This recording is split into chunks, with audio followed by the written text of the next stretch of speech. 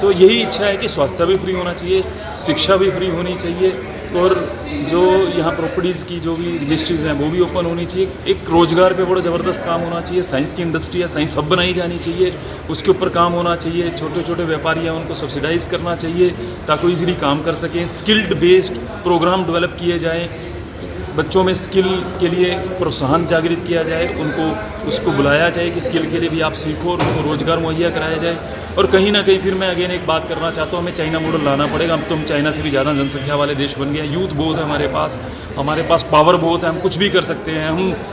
हम क्षेत्र को ही नहीं, हम देश को बदल सकते हैं और विश्व को भी हम बदल सकते हैं, ये हमारे में क्षमता है।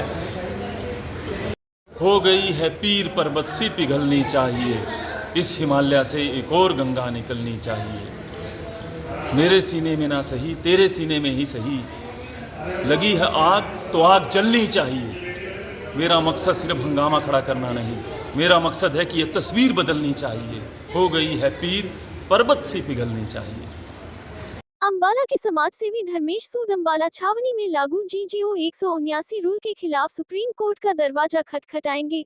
1975 से 1977 तक लगाई गई इमरजेंसी के दौरान अंबाला सदर इस आपातकाल में सबसे बड़े पीड़ित थे, जब तत्कालीन रक्षा मंत्री की राजनीतिक इच्छा के कारण भारत सरकार के रक्षा मंत्रालय ने छावनी बोर्ड अंबाला के कुछ नागरिक क्षेत्रों को बाहर निकाला और उन्हें प्रशासन के लिए राज्य में स्थानांतरित कर दिया, जिससे छावनी वासियों को अभी तक निजात नहीं मिल पाई। धर्मेश सूद का कहना है कि इसके तहत आदेशों की धारा 6 राज्यपाल जनरल को नोटिस देने के बाद 30 दिनों में आबकारी क्षेत्र अंबाला सदर के निवासियों को हटाने का अधिकार देती है।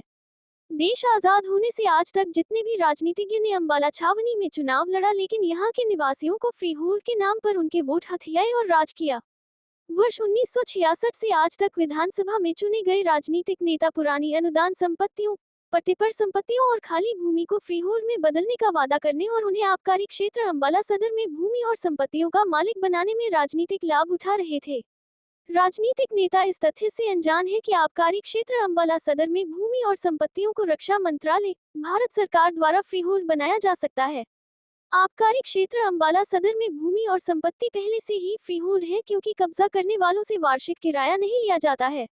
आबकारी क्षेत्र अंबाला सदर में GGO 179 और GGO 700 के कार्यान्वयन और हरियाणा राज्य सरकार के साथ मिलीभगत में भारत में गवर्नर जनरल से नोटिस प्राप्त करने के 30 दिनों में आबकारी क्षेत्र अंबाला सदर में निवासियों को हटाने के खिलाफ जनहित याचिका दायर की जाएगी।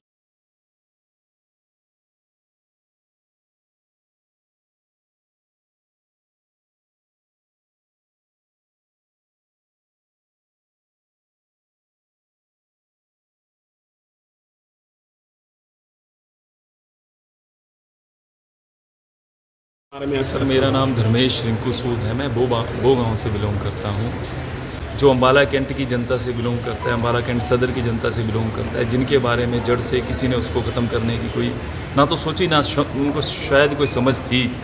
तो हम उसके ऊपर सुप्रीम कोर्ट में PIL लगाने जा रहे हैं बिफोर नॉमिनेशन, क्योंकि इस GGO 179 जो अंग्रेज़ों ने बनाया था, जो अभी तक चल रहा है, उसको सिर्फ सुप्रीम कोर्ट ही कैंसिल कर सकता है। उसके बाद अंबाला कैंट की जनता को अपनी प्रॉपर्टी का, ज़मीन का मालिकाना हक मिल जाएगा।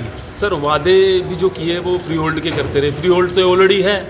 जब आप किसी प्रॉपर्टी का कोई ना तो किराया दे रहे हो, ना गवर्नमेंट ऑफ इंडिया को दे रहे हो, ना डिफेंस को दे रहे हो, तो वो फ्री होल्ड ऑलरेडी है। इसको तो बेसिकली हमने GGO 179 को रिमूव करना है। वो आर्टिकल 147 के अकॉर्डिंग सुप्रीम कोर्ट में इसके PIL दाखिल होगी।